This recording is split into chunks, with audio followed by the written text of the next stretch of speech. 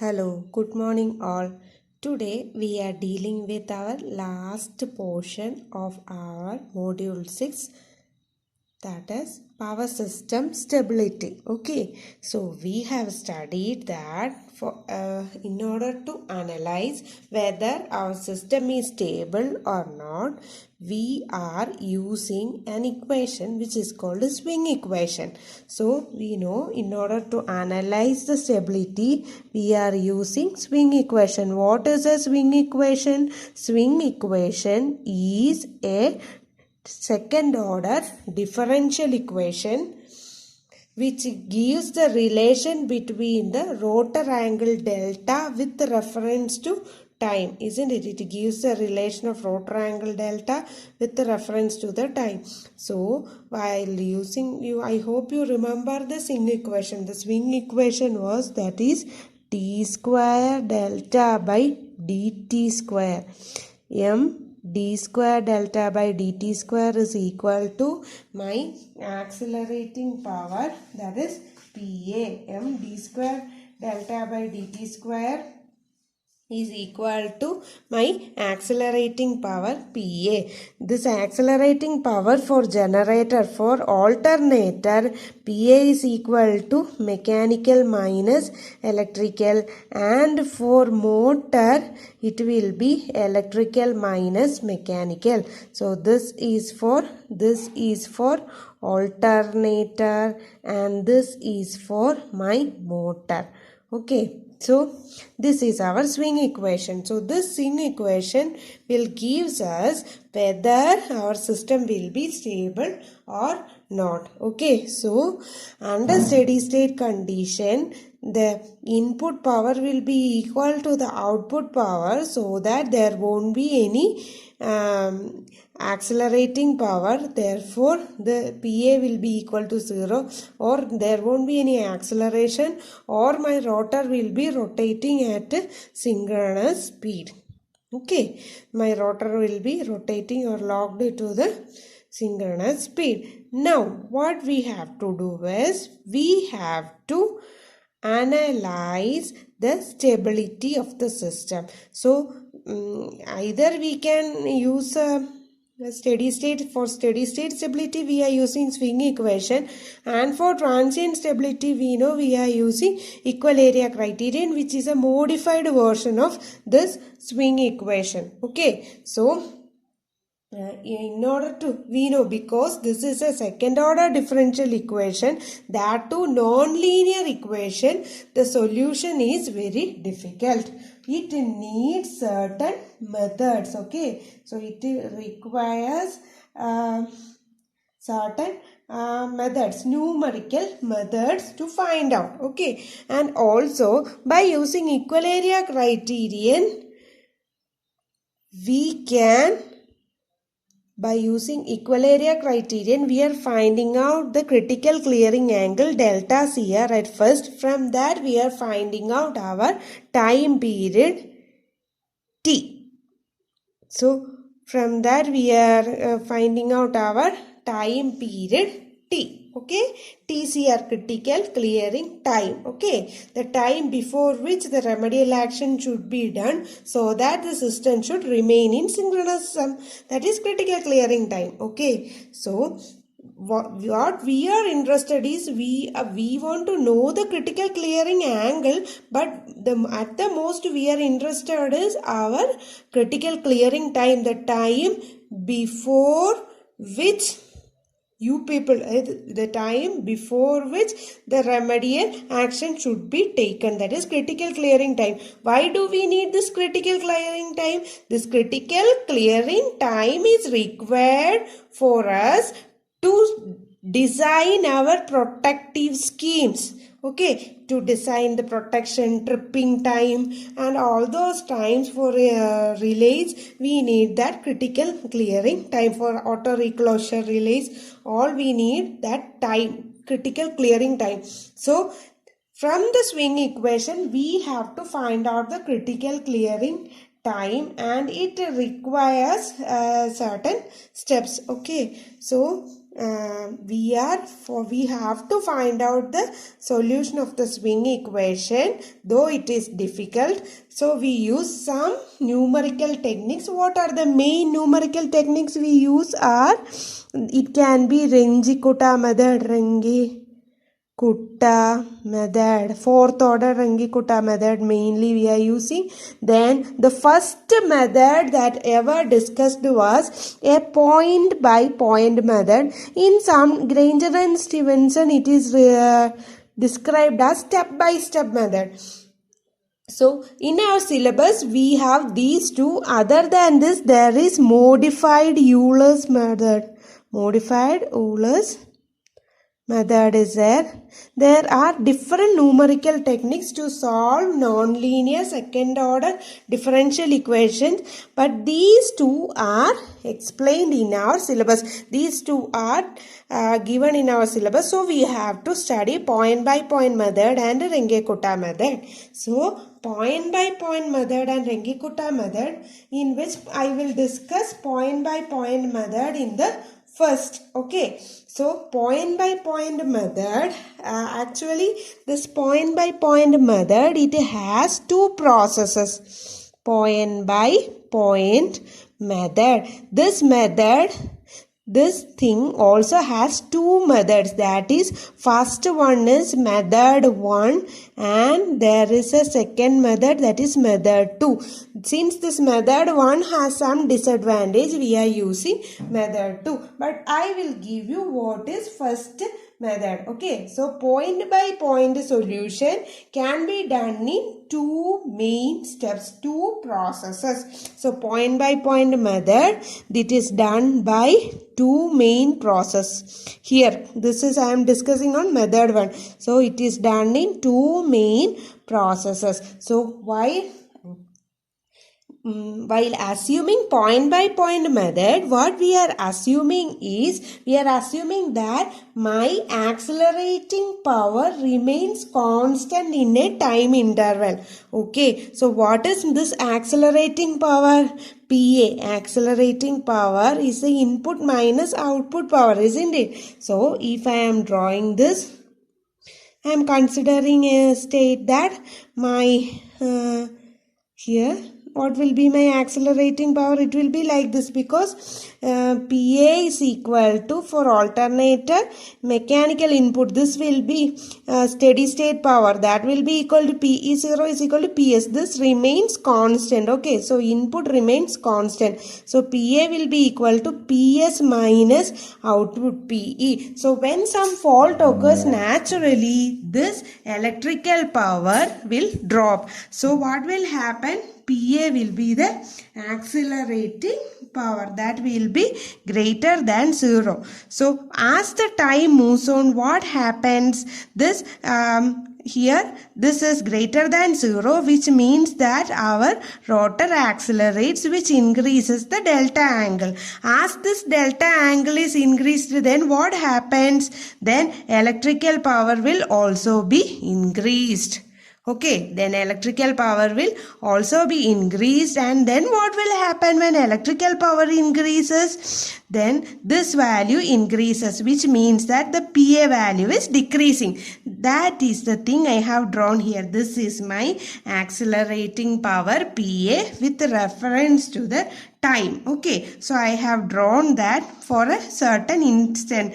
Okay, for certain instant I have drawn my PA value like this. Okay, so PA value will be, because PE is increasing, PA will be decreasing. Then what we are going to do is, in order to find out by using numerical methods, numerical techniques, we will divide this PA curve into different times of equal time gap. Okay, it will, with the equal time interval delta t, we are dividing it into different time. Okay, so here it is what I should say, here it is Tn and here it is Tn plus 1, means Tn plus 1 minus Tn, that gap is equal to delta t, which will be same for all the intervals of the time. So we are taking this PA and we are dividing it into different time slot of the same time interval. Okay, then we have to follow two main processes. In the first process, what we will do is we will compute the angular position and angular speed. Okay, we will compute angular position and angular speed. While discussing the stability, I have always discussed with the help of three graphs. You should remember,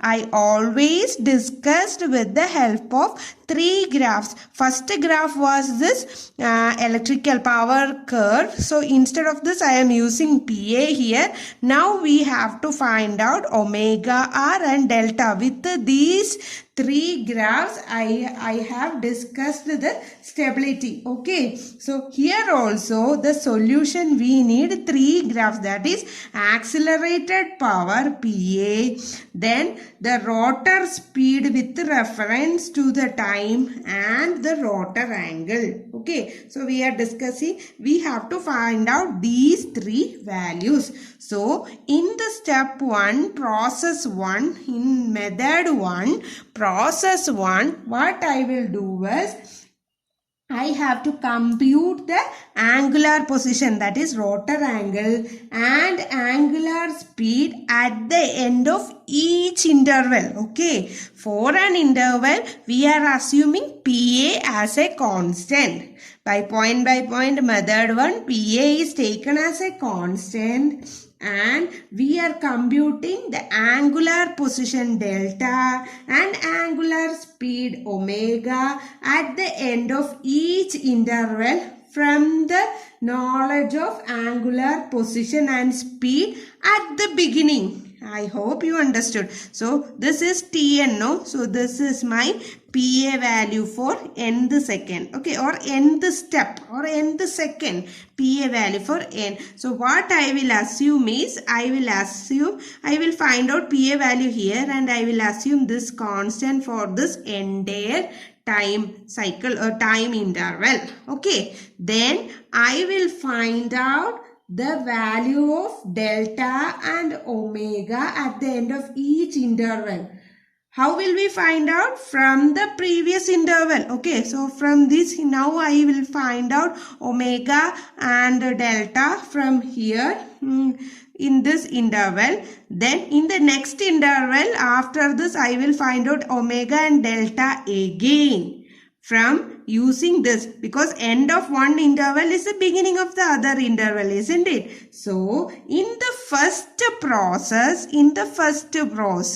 I am finding out the angular position and angular speed at the end of each interval from the knowledge of the angular position and speed at the beginning. Here I will find the delta value and omega value of this instant from the knowledge I have calculated in the previous time interval.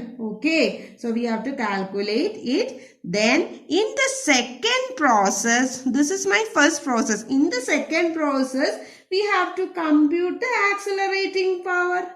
Okay, now with this omega r and delta, I have to compute the new accelerating power. And what will happen? The new accelerating power, we have to compute the new accelerating power at the end of each time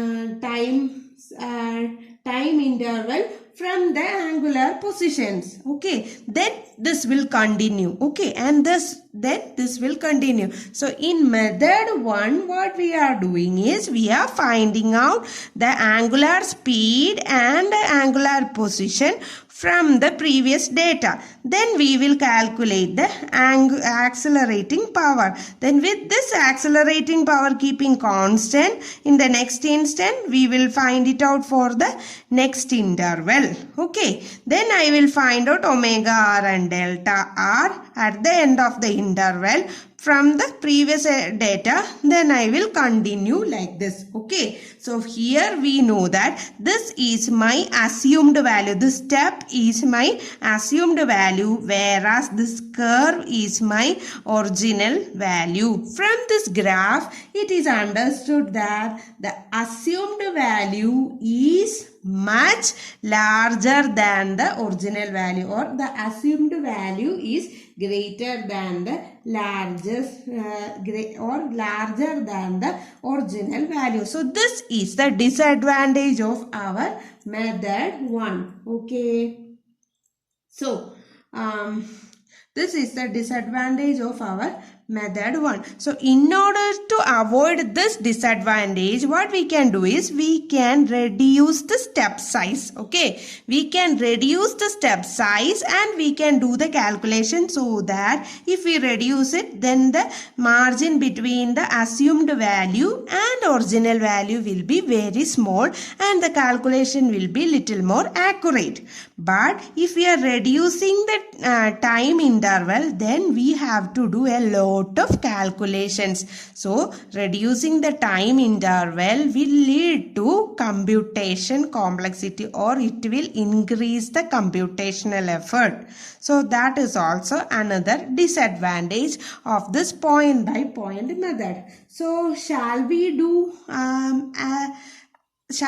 a simple algorithm regarding how to solve by using method 1? Okay, so just using our swing equation, that is md square delta by dt square is equal to pa. I am using this equation to find out our delta value by using point by point method 1. So if I am employing it, then if I am doing the algorithm, or just I am doing it, okay, d square delta by dt square is equal to pa by m. This is from my swing equation. In order to find out the value of delta, then what I have to do? I have to integrate it. So I am integrating both sides. Then I will get, integrating d square delta by dt square, I will get d delta by dt is equal to, what is d delta by dt? That will be my omega. Okay, that is equal to integral of PA. PA is a constant, isn't it? We are assuming PA is a constant and M is also there.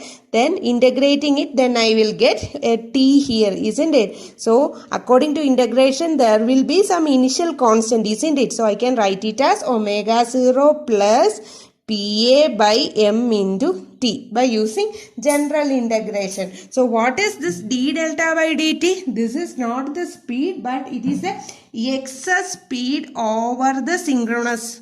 Okay, so this is the excess speed over the synchronous speed, that is equal to, excess speed is equal to omega, that is equal to omega 0. What is this omega 0? Omega 0 was the initial value. Omega 0 plus PA by M into T. Okay, so what is at the initial state, what happened?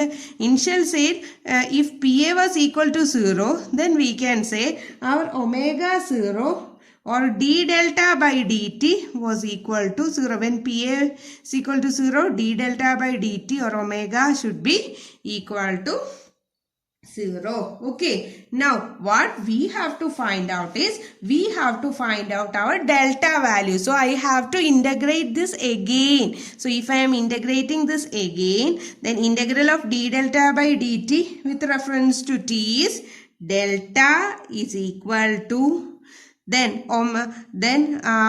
like here one initial value will be there, no? So delta 0, one initial value, plus omega 0, when integrated it, I will get omega 0 into t, because I am assuming the velocity or speed as constant, plus PA into here t square by 2, isn't it? So PA t square by 2m. Okay, so this is my equation. So we have to use this equation to find out the to find out the delta value at the end of each second, because initial value is given.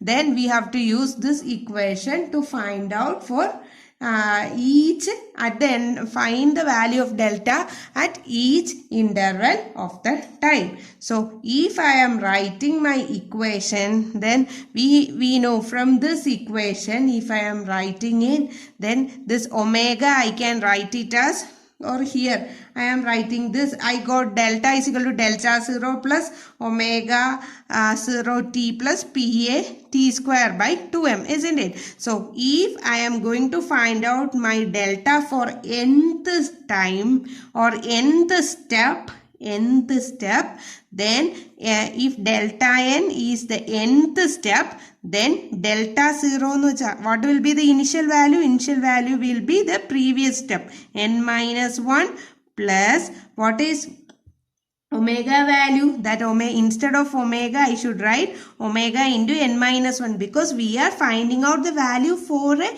constant time interval, isn't it? So if this is the nth time interval, then delta 0 should be n minus 1th value and omega 0 should be omega n minus 1th value into what is this t time interval, that I notated it as delta t in our graph. So omega n minus 1 into t plus, again what is this t square, I am taking it initial, delta t square pa, that is pa with which instant? Pa is our instant, pa that is in the starting, pa n minus 1 divided by what is the value? 2m. So this is one equation. This is for delta n, that is for nth second. Okay, delta n, that is for my nth second. Okay, then if I, okay, this is for my nth second, I am taking this equation as 1. Similarly, if I have to find out my speed at nth second or nth step, then I can write omega n is equal to, what is this omega 0? Omega 0 will be omega n minus 1 plus that, what is this? This t will become delta t into pa by m. This accelerating power should be pa into n minus 1, because it is calculated at the end of last cycle and I am taking it as a constant for the entire time period. So omega n at the speed at nth step will be equal to omega n minus 1, that is previous step speed calculated plus delta t time interval into accelerated power at the end of the last time it is calculated divided by m. So this is also one equation. So from this equation, so this I can write it as second equation, because we have to find out delta and omega n, no? So what I am going to do is, what is this omega n, omega n and omega n minus 1, this is the speed at nth step and this is the speed at previous step. So I can write it as omega n, delta omega n, that is the difference between the two steps, the difference of the speed between two steps, that is equal to omega n minus omega n minus 1 is equal to delta t into pa into n minus 1 divided by m. Delta t into pa into n minus 1. Okay, so this why I am doing this, if I can here in this equation there is angular position and angular speed. So if I can eliminate at least one, then it will be easy for me to calculate. So what I am going to do is, I have to find out. Okay, so what I am going to do is I am going to simplify this particular equation. So I am taking equation 1 and I am going to simplify, then delta n and delta n minus 1. So the position between the last step and the present step, that will give delta n, isn't it? Delta n is equal to delta n minus delta n minus 1, that is equal to, here delta n minus 1 is omega n minus 1 into delta t plus delta t square into PA into n minus 1 divided by 2m. So my first equation I have rewritten like this. Okay, so next we have to make it, we have to eliminate, because here delta term is there, omega term is there, PA term is there. So even if I can eliminate this omega term, then it will be more easy for me to calculate. So what I am going to do is, I just writing two equations. Okay, I am just going to write two equations because we need two steps, no? That is at the initial condition. Okay, so in order to write this, so I am considering two cases. First one is my n minus 1th step. Okay, my n minus 1th step. If I am going to find out my n minus 1, that is last cycle delta value, that is delta n minus 1. If my delta n is delta n minus 1, then what will be my delta n minus 1? That will be delta n minus 2 plus omega into, here n minus 1 become n minus 2 into delta t plus delta t square PA into n minus 2 by 2m. So this is my delta value for last cycle. Okay, this is my delta value for last cycle. And what is my delta value present cycle? My present cycle, my delta value is this one, first equation. Okay, delta n is equal to, or I will write it, or this is my first equation and this is my third equation. What is this? Delta n minus 1. This is for my previous time cycle and this is my present value. So if I am finding out my delta n, this value delta n minus delta n minus 1, in this equation I have to eliminate this particular term. So I am going to find out delta n. What is this? Delta n. Delta n means this delta n minus delta n minus 1. So I am subtracting equation 1 minus 3. If I am subtracting equation 1 minus 3, delta n minus delta n minus 1 is equal to, here delta n minus delta n minus 1 is equal to delta n minus 1 minus delta n minus 2. So delta n minus 1 minus delta n minus 2, then plus omega n minus 1 minus omega n minus 2 plus, so I am writing this delta in front. So delta t into omega n minus 1 minus omega n minus 2. Then what is the other step? Then delta t square by 2m plus delta t square by 2m into PA n minus 1 minus PA n minus 2, that is PA n minus 1 minus PA n minus 2. So this is our equation. If I am subtracting the present delta value with reference to the past cycle, last cycle, then I can write it as delta n minus delta n minus 1. Then what is this delta n minus delta n minus 1? That is delta value, isn't it? This value delta delta. So I can rewrite it as delta is equal to, what is delta here? Delta n minus 1 is delta. Similarly, delta n minus 1 minus delta n minus 2, what will be it? That is delta n minus 1. Delta n minus 1 plus what is this delta t into omega n minus 1 minus omega n minus 2. What is it? Delta omega n is omega n minus 1. So this is one more cycle before. So that is delta omega n minus 1. Delta omega n minus 1 plus what is it? Plus this delta t square by 2m into PA n minus 1 minus PA n minus 2. Okay, this is our equation. Now, in order to simplify it, what I have to find out is I have to eliminate this delta omega n minus 1. So, how can I eliminate this delta omega n minus 1?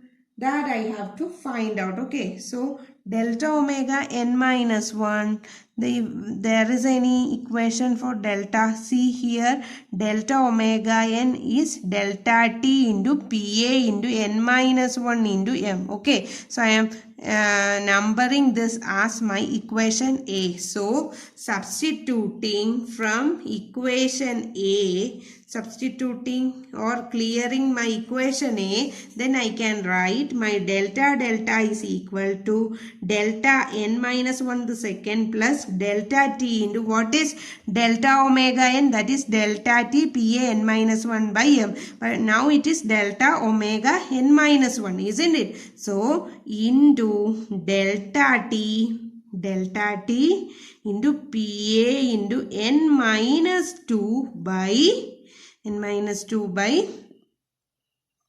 m, isn't it? n minus 2 by,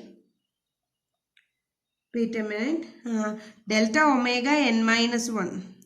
So delta omega PA into n minus 2 delta t PA into n minus 2 by m plus delta t square by 2m into PA into n minus 1 minus PA into n minus 2. Okay, so this is our equation. So if I am simplifying it, that is equal to delta n minus 1 plus delta t square by m into delta t square by m into PA into n minus 2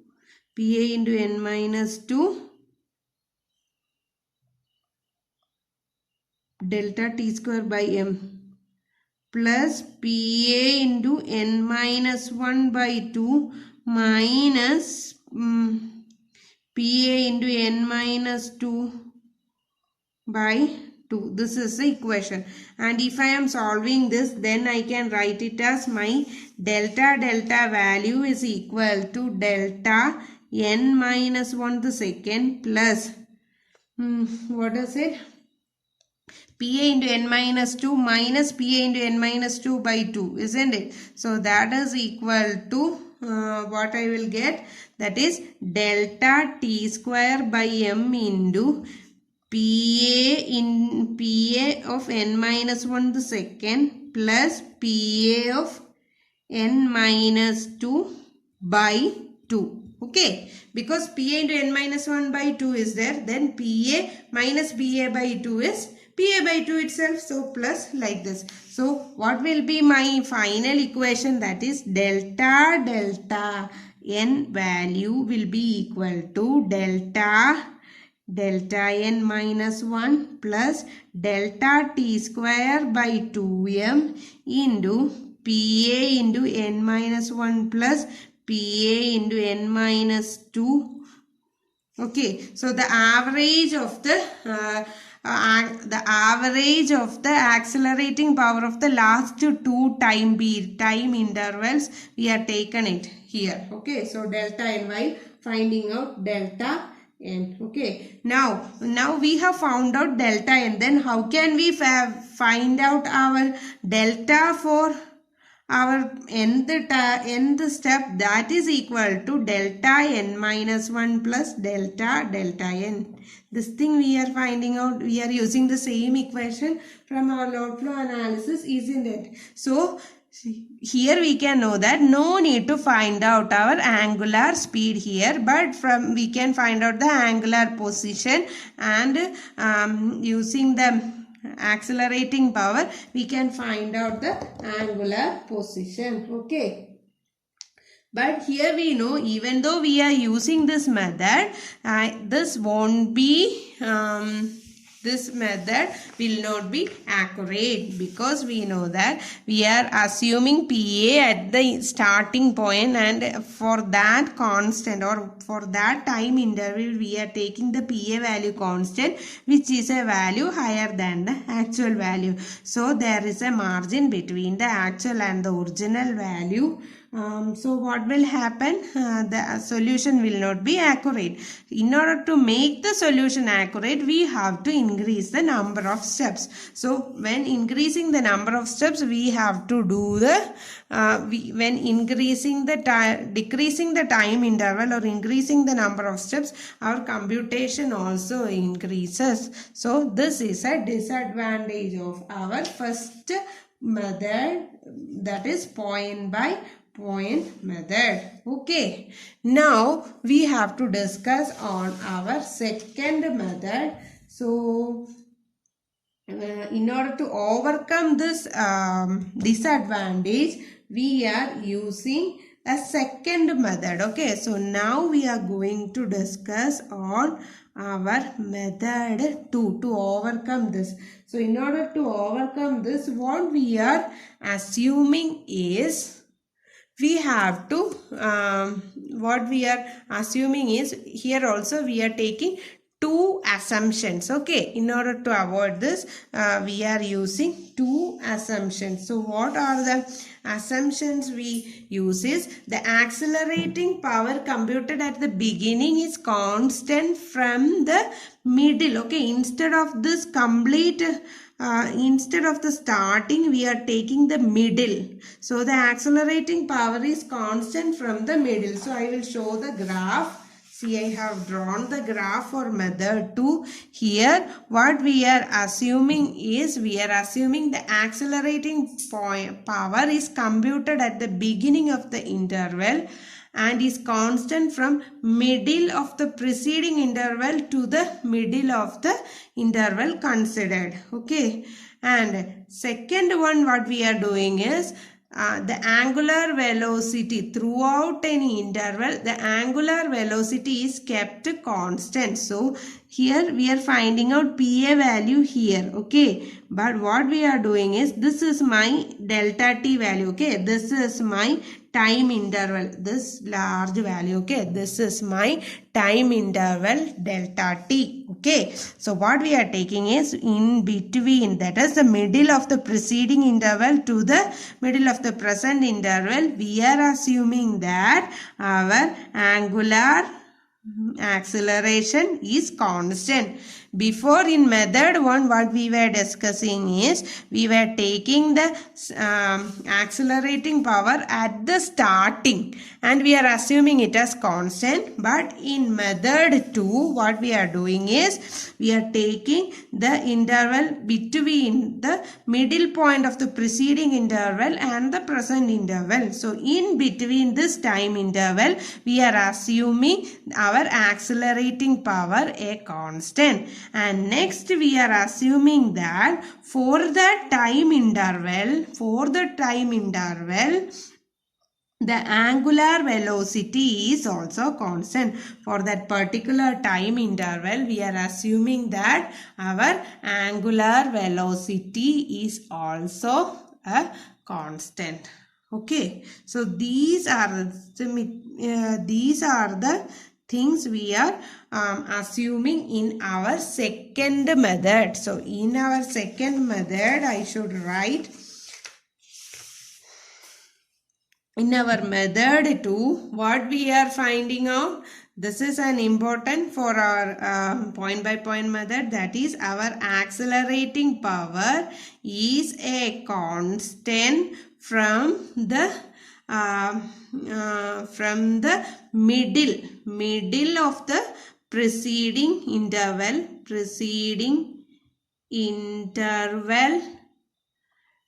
to the middle of interval considered. Okay, to the middle of the interval considered, that is first one. Here in the first one, this is common for here. Here in the first one we are assuming the accelerating power is constant from the middle. Then in the second point what we are taking is the angular velocity omega r is also constant. We are assuming that the angular velocity omega r is also a constant. Here what we are going is we are finding out in step values. Okay, instead of time I am using step values, and here it is PA, that is alpha. Okay, so I am writing it as alpha and delta t by t. Similarly here also I am using delta t by t, that is step values, not with reference to time but step values, first interval, second interval, like that. Using step value I can write it. So n is the nth time interval or nth step I should say. Okay, so in the method 2 we are assuming we are taking the middle of the preceding time interval to the middle of the time interval, and we are taking the accelerating power is a constant or alpha. Here alpha is a constant. If I am writing out alpha n minus 1, what is alpha n minus 1? That is equal to d omega by dt, that is delta omega n minus, what is alpha n minus 1? Here n minus 1 alpha will be this one. What will be the value? That is, that value will be omega delta, the value is delta n minus 1 by 2, that is omega, if I am writing out the omega n minus 1 by 2 divided by delta t, isn't it? That is d omega by dt.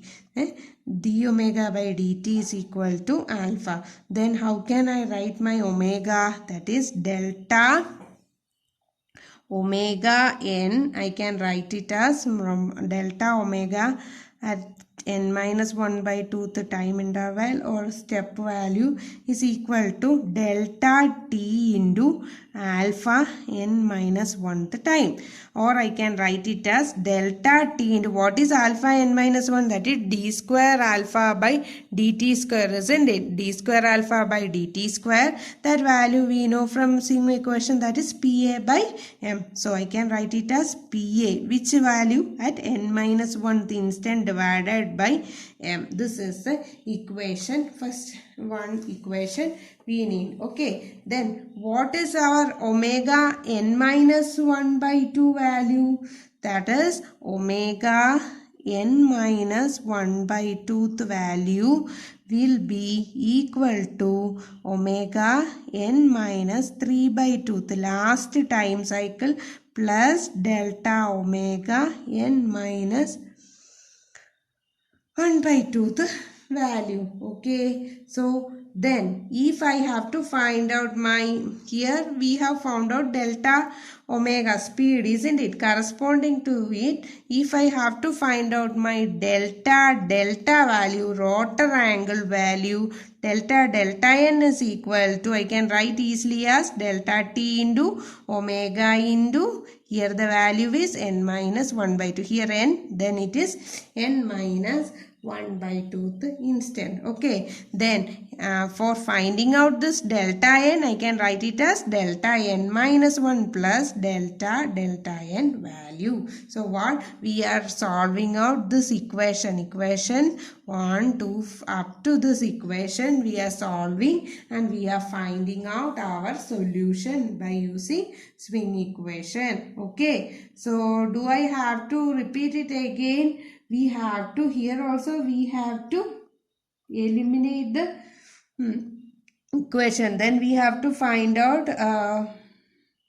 do I have to, here what we have to find out is, first we have to find out this delta n, then we have to find out delta n value. Okay, so how can I find out my delta n? That value that I am rewriting, delta n is equal to delta t into omega n minus, that is preceding middle point of the preceding cycle, isn't it? N minus 1 by 2, and if I am substituting it, that is equal to delta t into, what is omega n minus 2 here? It is delta, what is omega n minus 2?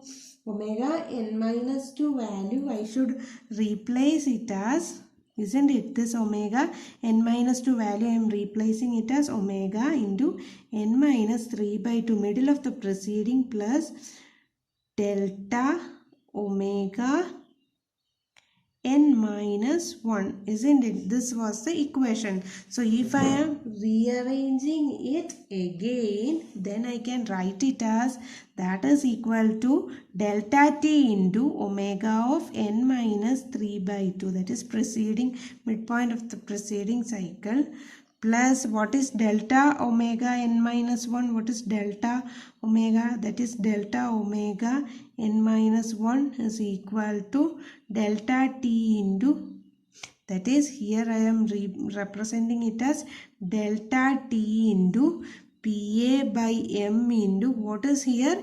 Here n minus 2, then it is n minus 1. So here what I have to write here, n minus 1. So what I have to write here is minus 1. Delta omega n minus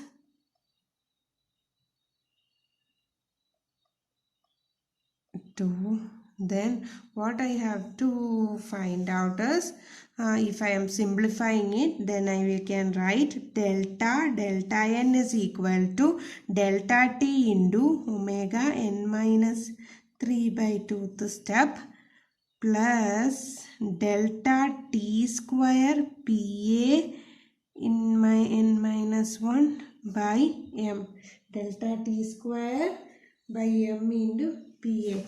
Now what I have to find out is, this PA I should find out. So if I am simplifying it, how can I find? I have to eliminate this, isn't it? So what is delta t? Delta t omega n minus 1. Now I have to replace it with delta omega n minus 3 by 2. What is omega n minus 3 by 2? That is delta t into PA into n minus 1 by m, isn't it? So I am replacing here also. So that is delta t square by m, delta t square by m into, what is here? PA into n minus 2 plus PA into n minus 1 by 2. Okay, so I can write it as, that is equal to my delta n value is equal to delta t square by m, delta n value is equal to delta t square by m into PA0 by 2, or what is this PA0? PA0 value is, or PAN value is, where PAN is equal to the average PAN minus 2 plus PA into n minus 1 value. Okay, this I can write it out. Okay, so what I have to find out is, first I have to find out delta n, then I have to find out PA value. Then similarly, why we have to find out this? We have to draw our swing curve. Okay, we have to draw our swing curve, and that is d delta by dt, isn't it? Swing curve, what is it? With reference to time period d delta by dt. We have to draw the swing curve and we have to find out whether our system is stable or not. I know this was a little faster. I have taken this a little faster, but a little deeper also.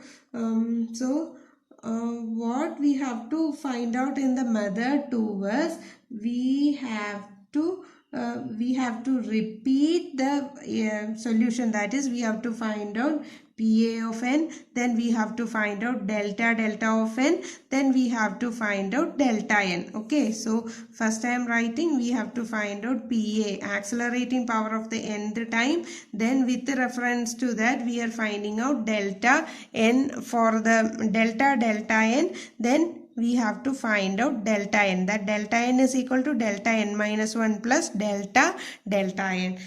Then with this what we have to do, again we have to find out PAN plus 1, then for the next cycle this will continue and we will draw delta